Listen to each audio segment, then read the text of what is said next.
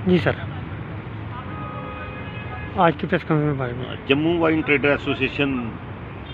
के हमारे अध्यक्ष श्री जसरोटिया जी के अध्यक्षता के अंदर हमारा प्रतिनिधि मंडल माननीय उपराज्यपाल महोदय जी से मिला है और ऐसी कामना हम करके भी गए थे कि हमें उम्मीद है कि आने वाले समय में कि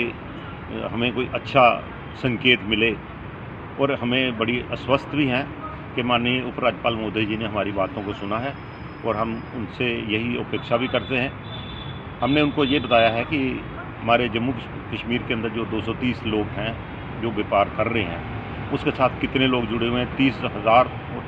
के तकरीबन सभी लोग इसके साथ जुड़े हुए हैं, तो जिसमें उनके परिवारों को जोड़ा जा के इसको 30,000 का आंकड़ा छूता है। तो हमने उनको बताया कि हमारी कितनी कठिनाइयाँ हैं, एक माह का आप नोटिस दे के हमें बिल्कुल बेरोज़गार करने जा रहे हैं, ये हमारे लिए उचित नहीं होगा। और हमने उनको ये भी कहा है कि हमारे पास हर एक आदमी की अपनी अपनी प्लानिंग होती है। हमें पता है हमारे लाइसेंस 2023 तक रीन्यू हैं, उन 2023 तक के हमें समय दिया जाए, कम से कम 2 वर्ष का समय हमने उनसे मांगा है ताकि हम अपने आप को उन लाइबिलिटीज़ से निकाला जाए जिसके साथ हमने अपनी व्यवस्था बना ली है।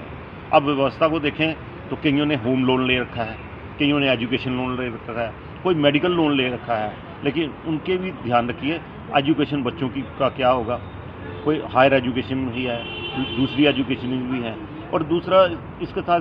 जुड़े जैसे होम लोन लोगों ने लिए, बैंक उनको क्या परेशानी डाल सकते हैं। इन चीज़ों का सभी चीज़ों को देखते हुए हमने यही कहा कि आप एक काम कीजिए, कम से कम इन 2 वर्ष का समय हमें दीजिए और 2 वर्ष के बाद आप कृपया करके आप हमें ये बताइए कि जिन क्षेत्रों के अंदर